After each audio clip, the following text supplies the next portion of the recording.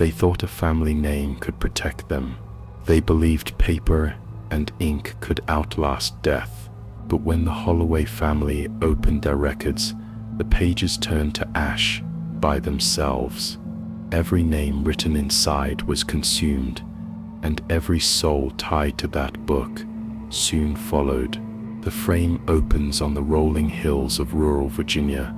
Mist drifts low across the fields, clinging to fences that lean under their own age. A wooden house sits at the edge of a hollow, its paint thinned by weather, its windows watching the valley below, the Holloway place. For generations, the family name had weight here. They were not wealthy, not powerful, but they were respected, and in a place where respect was slow earned and quick lost, that mattered. The Holloways were church people. Every Sunday morning, the pew in the second row, closest to the pulpit, but never in front, was filled with their faces. They sang, they tithed, they bowed their heads when told. But what set them apart was not the farm they kept, or the steadiness of their labor. It was the book, a single heavy-bound volume, kept in a chest in the parlor, always locked, but always present. The Holloway family record. It was older than the house itself, 2 centuries of ink, line after line, date after date, written by steady hands that did not hurry. Births were marked, deaths were marked, and nothing in between.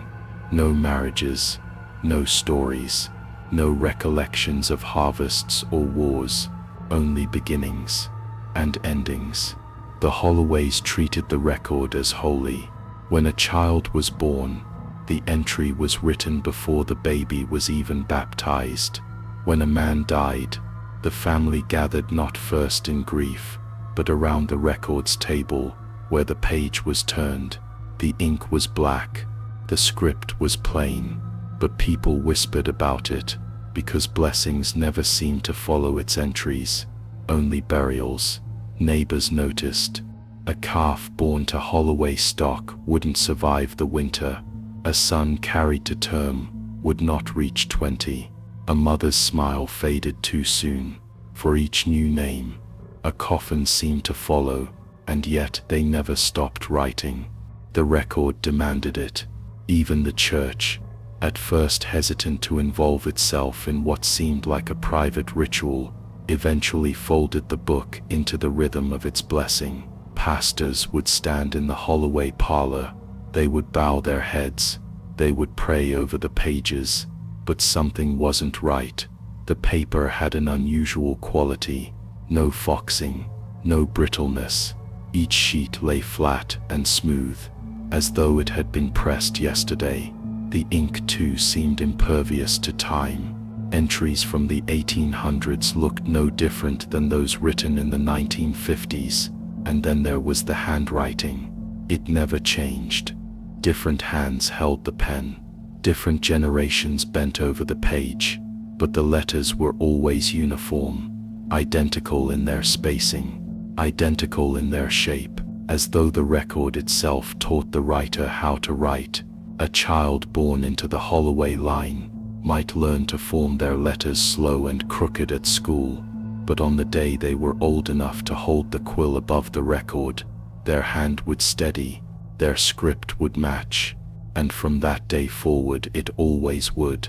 That was the first whisper, that the book was writing them, not the other way around. But no one said it out loud, not in front of the family, not in front of the church, because in this valley, tradition was a kind of gravity, and the Holloways were bound to it. Still, something hung over the farm. Visitors felt it. You'd step inside, and the parlor would feel smaller than it looked from the outside. The air seemed heavy, as though you had entered a place where breath was measured and rationed, and always the chest was there. At the far wall, lock polished, hinges unbroken. The family never pointed to it, never spoke of it directly, but their eyes at times betrayed its presence. When a child cried, when thunder cracked over the hollow, When the preacher mentioned death, their gaze would flicker, just briefly, to the chest, and then away, like a reflex. In town, people spoke of curses. They said the Holloways had made some kind of pact, that their record was not a family tree, but a ledger. But the family never acknowledged the talk. They simply lived. They worked. They prayed. And they buried their dead, generation after generation, until the book was all that tied them together. And one evening, in the autumn of 1932, the whispers came close to truth. That year, another child was born, Joseph Holloway, the seventh son of the seventh son. Neighbors waited. They watched the boy with guarded eyes. Some said he might be blessed. Others said he would be marked. But in the Holloway house, his birth was like any other. The family gathered.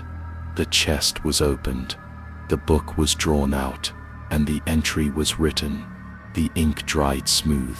The page lay flat. But when the chest closed, something unsettled the room. The air thickened. The baby cried. And in the silence that followed, someone in the family whispered what the valley had long suspected. The book had never brought blessings, only burials. That single line changed the rhythm of the Holloways forever, because once said aloud, it could not be unsaid. From that moment, suspicion lingered at the edge of every gathering. Was the record a burden they carried, or was it carrying them? They tried to ignore it. They tried to pretend the pages were what they had always been, an heirloom. But it didn't feel that way anymore. Joseph grew. The family kept farming. But unease began to follow them like a shadow, stretching longer each year. Neighbors stopped visiting as often. Invitations grew thin. And though the Holloways still sat in their pew each Sunday, something seemed different. The pastor preached the same words. But when his gaze crossed their row, his sentences faltered. Even the hymns sounded thinner when the Holloways sang them. It was as though the book's weight had passed into their voices, and the valley felt it. Because tradition is only safe when it brings life. When it brings death, it becomes something else entirely. And in rural Virginia, the Holloway name began to change. Respect turned to distance. Distance turned to avoidance, and avoidance turned to fear. The house at the edge of the hollow stood the same as it always had, but those who passed by swore they could feel eyes at the windows, not watching with malice, just watching, as though waiting. And at the center of it all sat the record, closed, locked away, but not silent, because every family member knew the next entry was always coming, and none of them could stop it. The valley would never say it openly, but everyone agreed on one thing. Whatever the Holloways had bound themselves to, it was not God. And in the parlor, in the dim evening light, the book waited for the next name and the next coffin, because blessings had never followed its pages, only burials. And that was enough to keep the whispers alive. Even now, the fields lie quiet, under a thin film of frost. The trees stand bare, their branches drawn like ink strokes against a pale November sky. The Holloway farm does not move with the season. The fences lean, the smokehouse slouches, and inside the house, the air is heavier than the cold outside. The record has passed on. It did not happen in ceremony. There was no gathering in the church, no sermon to frame the moment. One evening, when the others were away in the barn, Samuel Holloway found the chest open. The key lay in the lock. The book sat waiting, and though he was the youngest son, barely old enough to steady his handwriting, he knew what it meant. The record was his now. It should have been an honor. In other families, heirlooms carried pride. A clock, a quilt, a weapon once raised in war. But this was different. This was a burden. Samuel touched the cover, and for the first time in his life, the weight of it seemed unnatural. The leather was cold, not with the chill of the house, but with something deeper. His fingers trembled on the grain, though he had not meant to, and when he opened it, he noticed what no one else had spoken of. The pages were changing, not all at once, not in ways easy to name, but the edges no longer lay clean. They had darkened, not with mold, not with water, something else, a faint shadowing, like paper held too close to flame, and in the margins, just faint enough to miss at first glance, there was discoloration, gray at first, then brown, then black. He rubbed it with his thumb. The color came away, and when he looked at his hand, soot lay across the ridges of his skin. The stove was cold, nothing was burning, and yet the ash clung to him. Samuel told no one. Not that night, not for many nights, because in the Holloway home, silence had become its own kind of law. He washed his hands, he closed the book, and when he returned the chest to its corner, the key was gone. No one had come into the room, but the lock was set, and the book was no longer his to leave. At first Samuel thought he had imagined it. Children's minds could make shadows into shapes, could mistake dust for soot. But as winter pressed on, the changes deepened. When he lit the lamp at night, the names on the oldest pages seemed to shimmer. Not bright, not visible, like ink, but faintly, like embers beneath glass. They smoldered, and when he turned the page, that smolder trailed across his fingertips. Ash followed him. No matter how carefully he wiped, it returned, on his palms, on his nails, even on his sheets, in the mornings. But something wasn't right, because no one else seemed to see it. His brothers glanced at the record, and their eyes moved on. His mother dusted the chest each Sunday, never pausing. His father prayed over the parlor table, without a word. To them, the book was the same, as it had always been. Only Samuel felt the change. Only Samuel bore the stain. He tried to speak of it once.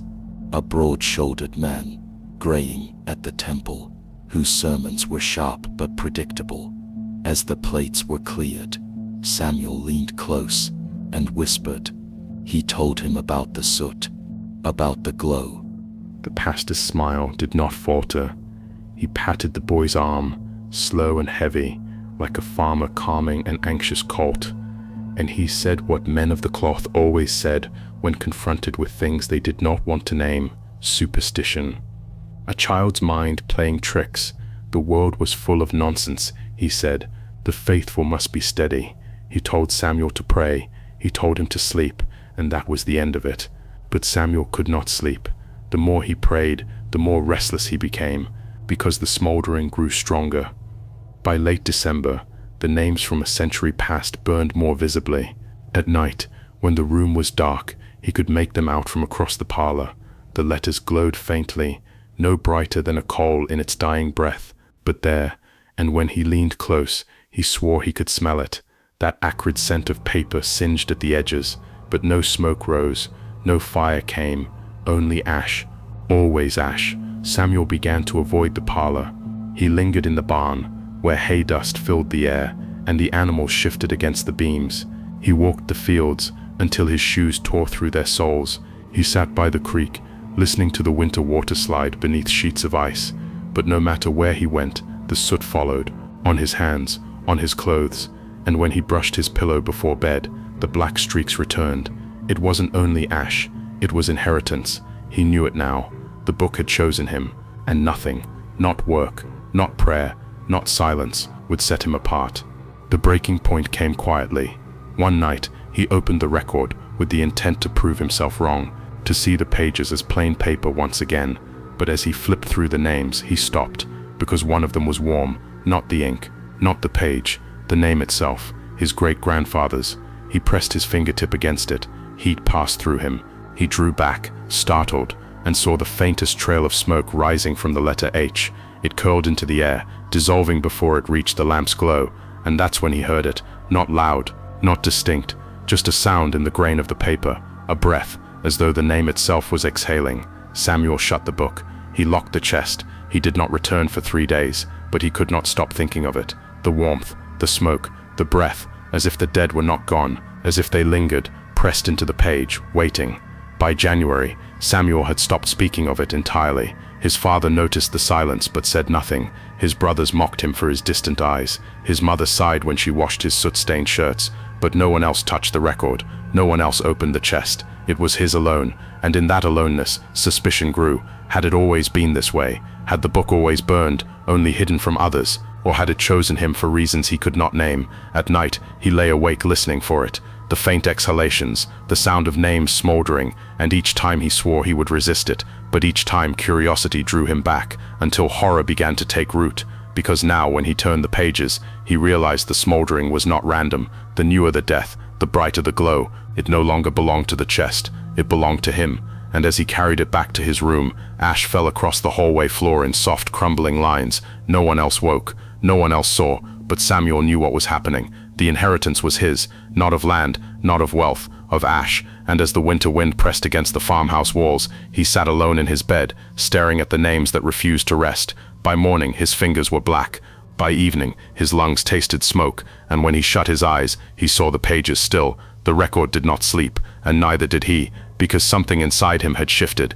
The line between memory and fire had blurred, and the Holloway legacy was no longer written in ink, it was written in ash, and it was his to carry, forever. The church doors opened to a grey morning. Light filtered weakly through the stained glass, casting dull reds and blues across the wooden pews. The congregation moved with the slow rhythm of ritual, boots on stone, dresses brushing the aisle. The Holloways sat together, as they always had, and at the front, a child was brought forward for baptism. The pastor's voice echoed low, words well practiced, spoken without falter. The baby squirmed in the crook of its mother's arm. A basin of water glimmered faintly in the dim light. Everything about the scene was ordinary, but in the parlor of the Holloway house, miles away, something shifted. The chest did not rattle, the floor did not shake, only the record stirred. Its pages curled at the edges as though caught in an invisible draft. The air above it grew heavy, and then, without warning, a name disappeared. The ink lifted from the page, it blackened, thickened, and with a sound like a single breath forced through coal, it burst. A plume of smoke rose from the paper, curling, twisting, then vanishing into the rafters. The book lay still, but one name was gone. Not crossed, not erased, gone. That evening, Samuel Holloway was the first to notice. He had slipped away after supper, his brothers arguing over chores, his father pacing slow across the porch. He unlocked the chest with trembling fingers. When he opened the record, Ash rose to meet him. The page was marred.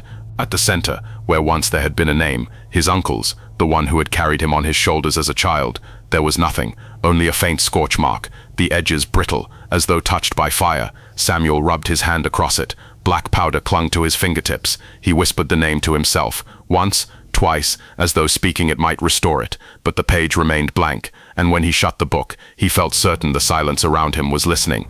3 days later, the body was found, his uncle, lifeless, on the floor of his own kitchen. Neighbors whispered that his face looked peaceful, no signs of struggle, no wound, no theft, but when the undertaker examined him, something caught the eye, his hands. Every fingertip was marked, darkened, scorched, as though pressed against fire, yet the skin was not blistered, not burned in the way flame leaves its signature. It was something else. A staining that seemed to come from within, black traveling outward, tracing the shape of every print. The coroner wrote it as a mystery. The church called it an unfortunate passing, but in the Holloway house, silence spread like mold, because Samuel knew. He had seen the page, he had watched the ink smolder, he had felt the ash fall against his hand, and now the body bore the proof. The mother's hands shook when she lit the lamps. The father's eyes lingered too long on the chest in the parlor. The brothers grew restless, avoiding the house for the fields, for the road, for anywhere else, and Samuel felt the weight of it pressing deeper, because no one had asked him what he knew, and he could not tell them, not because he wished to keep it secret, but because he understood they already suspected, and suspicion was enough. The church filled, but the air was thin. The pastor's words fell flat against the walls, swallowed before they could lift. When the coffin lowered, the earth sounded hollow as though even the ground resisted taking him. The Holloways stood close, faces blank, but Samuel's eyes were not on the grave, they were on the chest. He could see it in his mind, closed, waiting, the page still warm with the smoke of his uncle's name, and he knew without question that the book had claimed him, not by accident, not by chance, but with intent. That night, Samuel lay awake. The farmhouse groaned with the cold. Wind pressed against the windows. He watched the ceiling and thought of the names, row upon row, generation upon generation, all ink, all waiting. But something wasn't right, because now he could no longer see them as memory. He could see them only as warnings. Every line another ember waiting to flare, every name a candle's wick waiting for fire. And his own name, though unwritten, seemed to glow faintly at the edge of the page, as though already waiting its turn. But days passed. The house returned to its rhythm, but Samuel did not. Each time he touched the record, he felt the faint warmth of the paper. Each time he turned the page, ash clung more heavily to his hands, and at night, in the quiet, he swore he could hear it. Not words, not a voice, just the faint hiss of smoke rising from a page that was not burning. And that's when he realized the book was not recording the family, it was deciding them. Collapse came slow. Samuel stopped sleeping. His mother caught him staring at the chest, eyes open wide, lips moving silently. His father found trails of soot across the floorboards in the hall, leading from the parlor to the boy's bed. The brothers whispered of curses, of madness, but none of them dared open the book again. Only Samuel, always Samuel. The house became a place of waiting. Every knock on the door carried dread. Every letter brought fear, because now they knew what the disappearance of a name meant. It meant smoke, it meant death, it meant scorched fingertips on a body lowered into the ground. And still the record sat in its chest, silent, patient, as though it knew the Holloways would not resist, because tradition bound them, and tradition in this hollow was stronger than fear. But Samuel no longer saw tradition. He saw fire, he saw the ash of names gone, and he saw himself already marked, waiting for the page to turn. The farmhouse sat heavy in the night. Wind moved over the hollow, bending the bare trees, pressing against the windows until the panes rattled. Inside, the lamp in the parlor flickered low, its flame restless against the draught. Samuel Holloway sat before the chest, his knees pulled close, his fingers hovering just above the lock. The house was quiet. His brothers had long since gone to bed. His father's boots no longer paced the porch. His mother's chair gave no creak. Only the boy remained awake, and the book was waiting. It had been days since the first burning, days since his uncle's name lifted from the page in smoke and was followed, without delay, by a coffin in the ground. Samuel had not spoken of it, but the silence pressed against him more tightly each hour. He felt the record in his sleep, he felt it in his breath, and when he tried to keep from it, the pull only grew stronger. So that night, he gave in.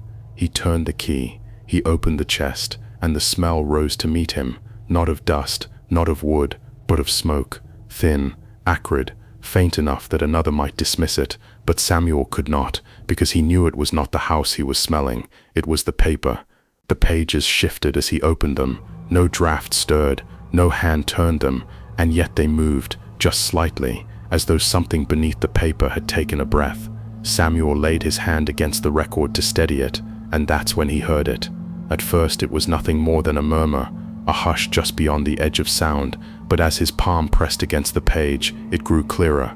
Not words, not yet, just the rhythm of words, a cadence, the low timbre of human speech. He pulled back in fright. The sound stopped, the book lay still, the parlor returned to silence. But something wasn't right, because he knew he had not imagined it.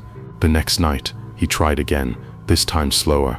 He placed just the tips of his fingers on the margin, and again the murmur rose, now clearer, now unmistakable. Voices, not one, many, layered together, uneven, overlapping, each tone distinct. Men, women, children. Samuel leaned closer, his ear nearly touching the page, and the voices grew sharper. Prayers, but wrong. He recognized the cadence of the Lord's Prayer, the rhythm of hymns sung in church, yet every word seemed backwards, as though the paper itself had reversed them, as though the prayer was being pulled away instead of lifted up. Samuel recoiled, heart racing, But curiosity pressed harder than fear. He steadied himself, he listened, and beneath the backwards prayers, he heard something else. Not songs, not scripture, pleas, small, broken sentences, a woman begging to be let go, a child crying to be released. The voices tangled together, and yet Samuel knew them. He knew their tones. He had heard them once in life. The timbre of his grandmother's voice, the rasp of his great-uncle,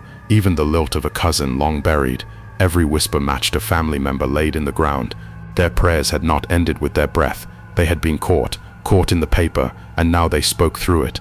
The boy staggered back from the record. His chair tipped. The lamp flame shook. He pressed his hands against his ears, but the voices did not stop. They did not come from the air. They came from the touch, from his skin against the page, and even when he pulled away, he felt the echoes in his fingertips, as though the paper had passed its breath into him. By morning, Samuel's hands shook. His brothers mocked him for his pale face. His father scolded him for his slowness in the fields. His mother touched his forehead, searching for fever, but Samuel said nothing. How could he explain that the record spoke, that the voices of the dead prayed backwards through his skin, that when he lay in bed at night, he could hear their whispers still? No one would believe him, or worse, they would believe him, and then they would never leave him alone again. So he kept silent. But silence only sharpened the sound. Each night he returned to the chest, at first in dread, then in compulsion. The voices called him, and he could not refuse. He began to recognize the differences between them. The older the death, the fainter the voice. His great-grandfather spoke like wind through reeds. His grandmother was clearer, words broken by sobs. And the uncle who had died just weeks before spoke loudest of all. His tone was desperate, sharp, almost angry. Samuel could make out nearly every word. Release me, not written, not yet, burn it. The boy's hands trembled as he listened, because he knew the voice. He knew the laugh that once filled the house, the hand that once steadied him on a horse. But now that voice was not laughter, it was grief. It was pleading. It was trapped. Samuel began to avoid the others, keeping to the parlor, the barn, the creekside where the water ran shallow over stone. But no matter where he went, he carried the sound of the record with him. The pleas sank into his mind. He repeated them under his breath without realizing. When his mother asked him a question, he answered with words that were not his own. When his brothers taunted him, he snapped back with phrases he did not understand.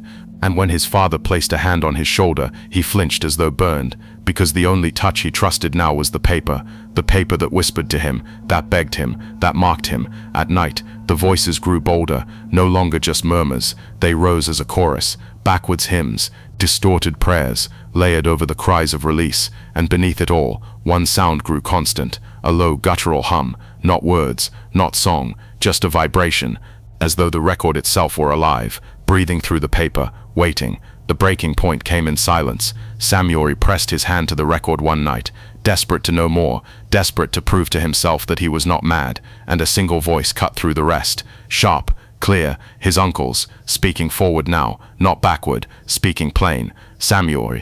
The boy froze, the other voices hushed, the room grew still, only that name remained, his name, spoken by a man already in the ground. And then, help me. The page trembled beneath his palm, ash rose, and Samuel tore his hand away, but the words stayed lodged in his ear. Help, help, help, Mowers Asylum, Lambat light on. The book was no longer silent in his absence.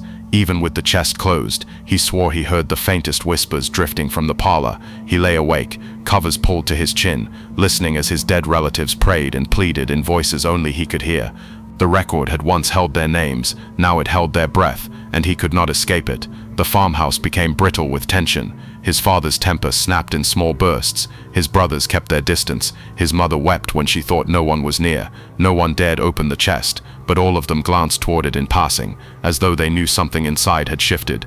But only Samuel bore the proof. Only Samuel carried the voices in his skin.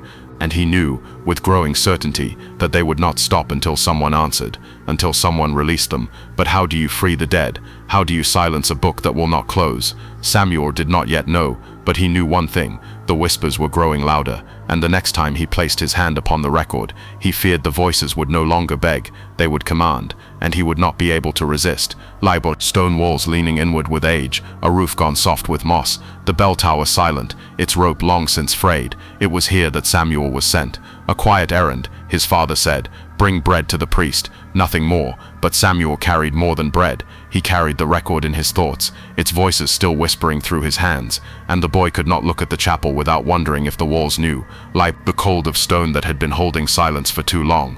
Candles burned low on the altar, their smoke lingered, coiling into the rafters like breath that refused to leave. The priest sat in the corner, bent, thin, a man with skin worn as paper, hands trembling even when they rested. He did not rise when Samuel entered, only lifted his eyes, pale and watery, and something in them made the boy falter. Not kindness, not curiosity, recognition. The bread was placed on the table. Samuel waited for thanks, but none came. The priest's gaze did not move to the loaf. It remained fixed on Samuel, and then he spoke, not in greeting, not in blessing, but in warning. "You've touched it." The boy froze. He had not said a word. No one had seen him at the chest, yet here was a man who spoke the truth as if it were already written. Samuel stammered. The priest did not let him finish. "You heard them." His voice cracked on the word. The whispers, the silence of the chapel pressed in. Samuel felt his knees weaken. The man knew. Somehow he knew. Slowly, painfully, the priest leaned forward. He lowered his voice, though no one else was near,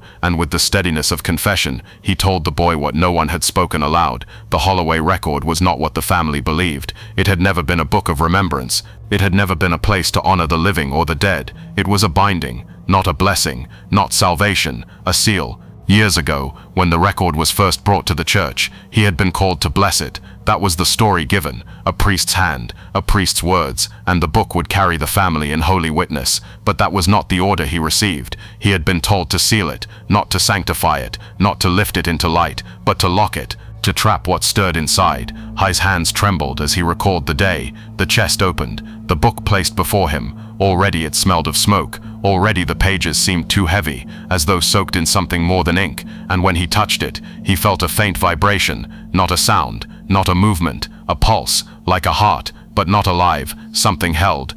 Something bound. He obeyed his order. He spoke not the words of blessing, but of sealing. Words meant not to release, but to confine, and he never told the Holloways. Samuel listened, his own breath shallow. The priest's voice dropped lower still. They wanted it kept quiet. They said it was mercy, that your family needed to witness, but never escape. His eyes watered, whether from age or memory, Samuel could not tell. "I thought I was protecting you." His voice cracked again. "But I was only binding you tighter." Samuel wanted to protest, wanted to deny, but every word cut deeper, because he knew it was true. The voices he heard in the paper were not blessings, not memories. They were prisoners. The family dead, sealed into the record, not watching over him, but forced into eternal witness. And the boy understood. That was why they begged. That was why they prayed backwards. They were not reaching up. They were trying to break free. The priest's hands shook harder.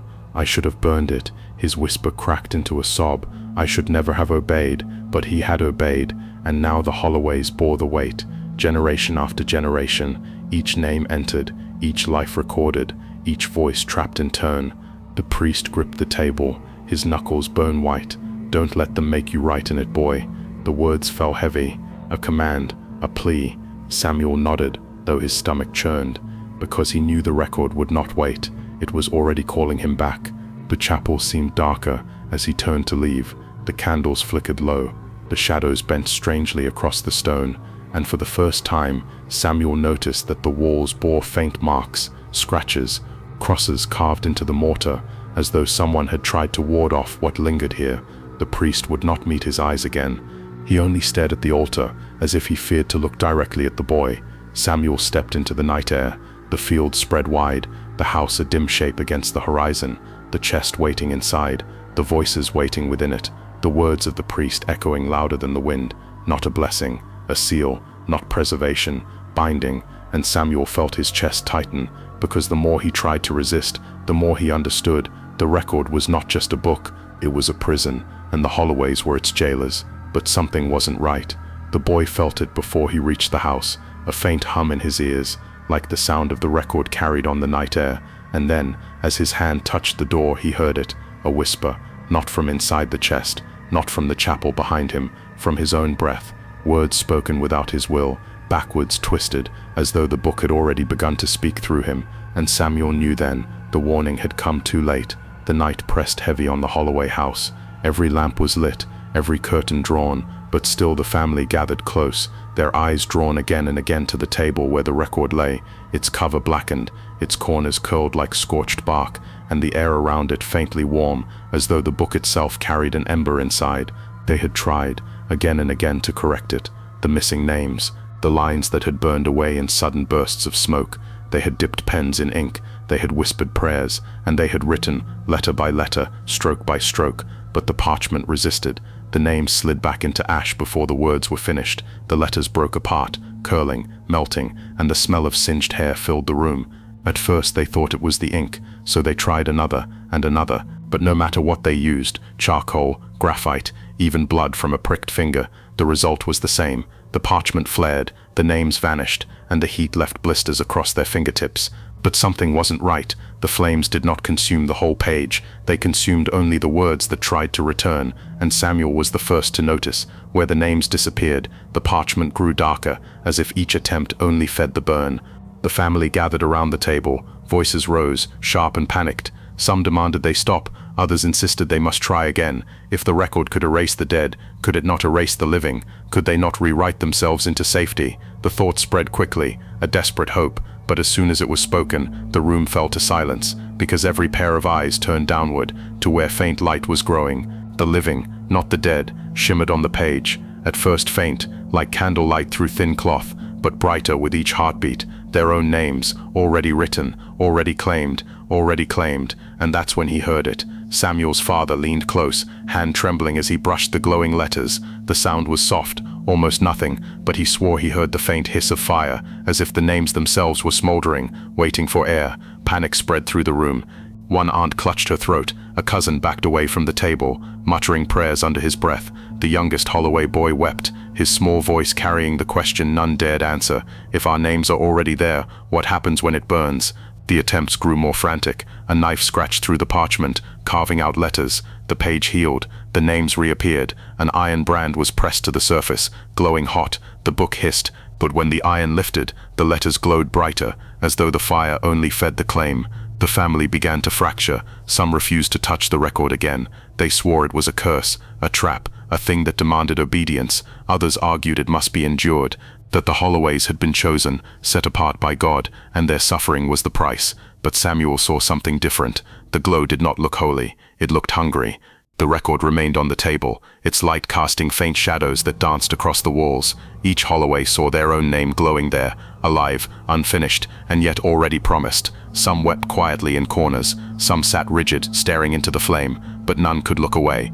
By dawn, the book had grown warm enough to fog the windows. The inked names pulsed faintly, the air smelled of ash and sweat, and when the sun broke the horizon, the last of their hope cracked with it. They understood the truth. The record was not waiting for them to die, it was preparing them. Their deaths had already been written, and their names would not stay. The family's voices fell silent. The house seemed to hold its breath, and Samuel, staring at his own name glowing in that blackened script, felt something shift deep inside him. Not just fear, not just despair, but the terrible certainty that whatever the book had promised, it would come to collect, and no one in the Holloway family could stop it. The Holloway house stood quiet at dusk. The hills behind it swallowed the light. Its windows glowed faintly, a weak defense against the dark that pressed in. But inside, the family did not rest. They circled the table once more. The record lay in the center, heavy, silent, its edges blackened with old heat, as though it had been singed long before. The night before, they had tried ink, knives, even prayers. Nothing stayed. The names still glowed, their futures still written, and now the Holloways whispered of fire, not candle flame, not hearth embers, real fire, the kind that left nothing behind. The decision came slow, a vote whispered through clenched teeth, but fear outweighed reverence. If the book was ash, they reasoned, then the names would vanish with it, so they prepared. An iron chest was dragged from the barn, its hinges rusted, its lid dented. It had once held tools, now it would hold their curse. They lined it with burlap, with straw, with oil-soaked rags. The smell of kerosene clung to their hands, and then together they lifted the record. It was heavier than it should have been, pages stiff, cover warm to the touch. They lowered it into the chest and locked it shut. Flames caught quickly, fed by oil, The family stood in a circle, their faces lit in gold and shadow, and when the chest was carried to the pyre, a hush fell over them, as if each feared the sound of their own breath. The chest was lowered onto the wood, the fire licked its sides, the iron glowed red, and for a moment relief flickered across their faces. Perhaps this time it would end, perhaps they could walk away clean. But something wasn't right.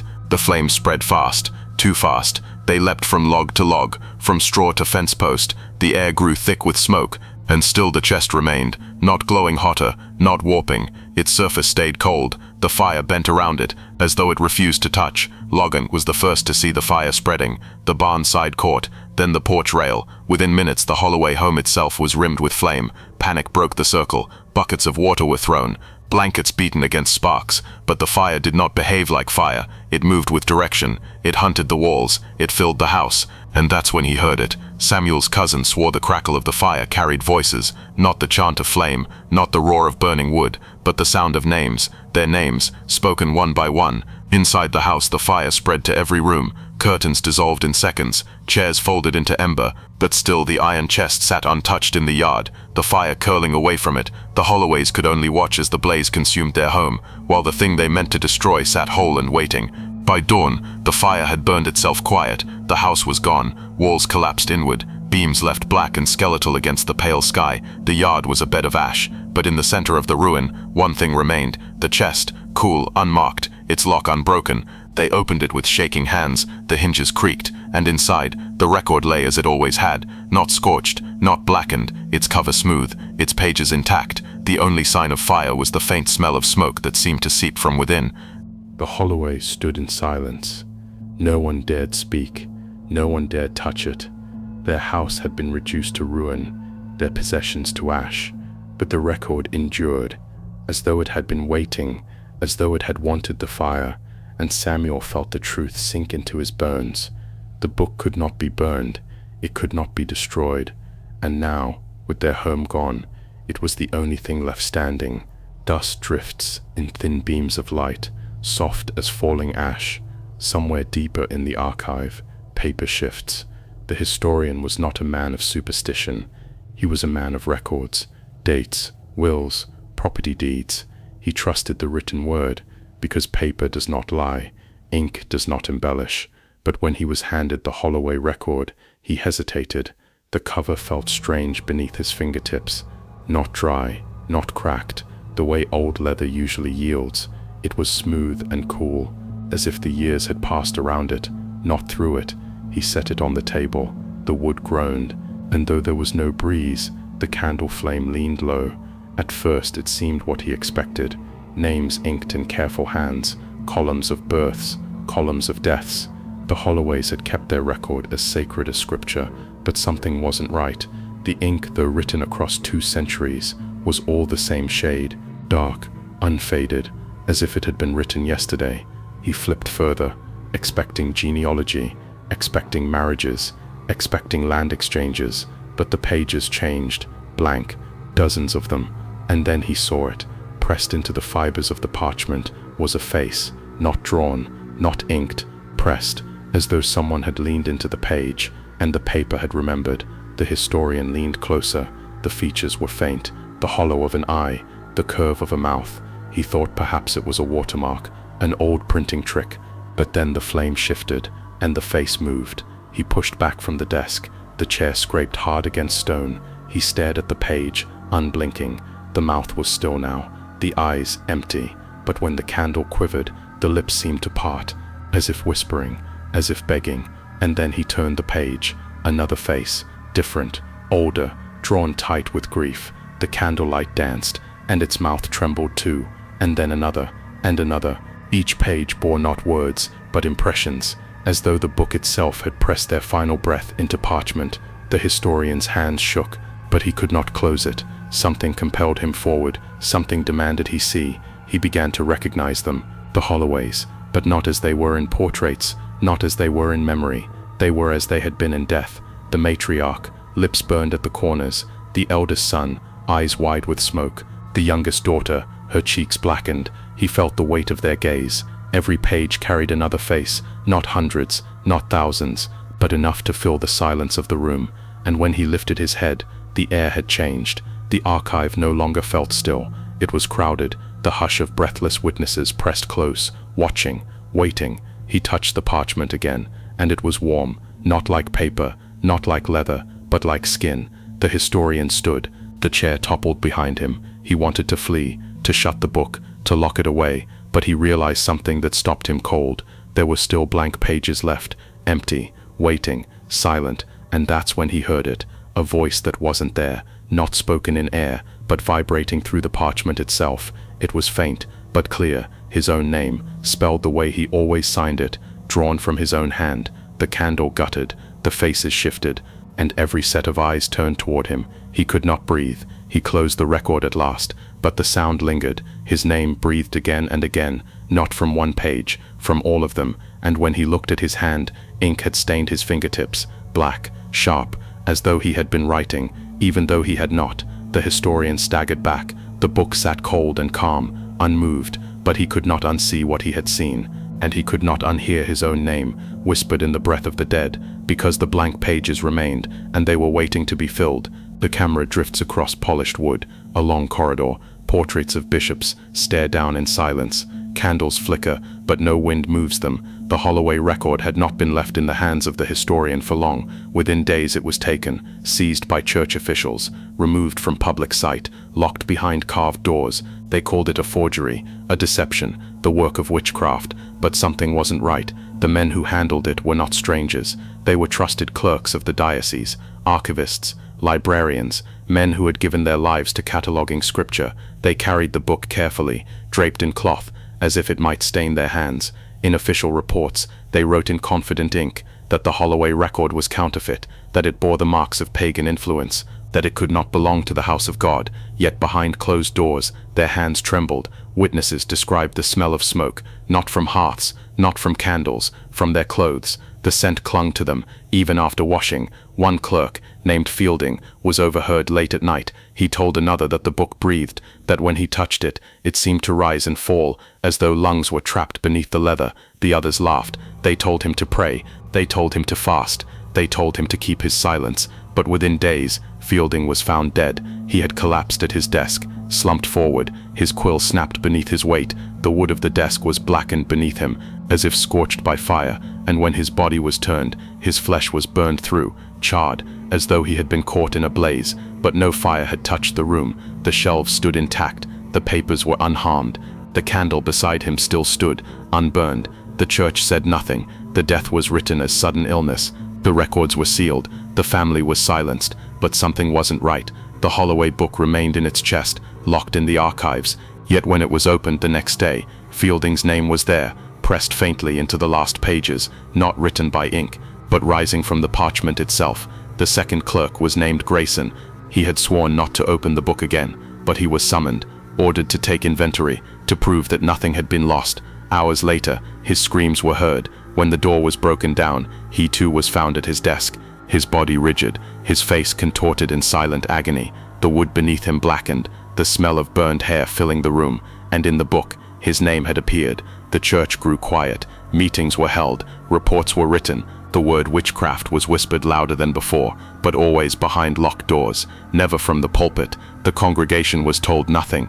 They were told only that men had died of fever, of exhaustion, of God's mysterious will. But those who worked in the archives noticed more: a silence in the halls, a tension in the air, and a growing fear of the book that no one dared touch. It was moved again, deeper into the vaults. Iron clasps were fixed to its chest.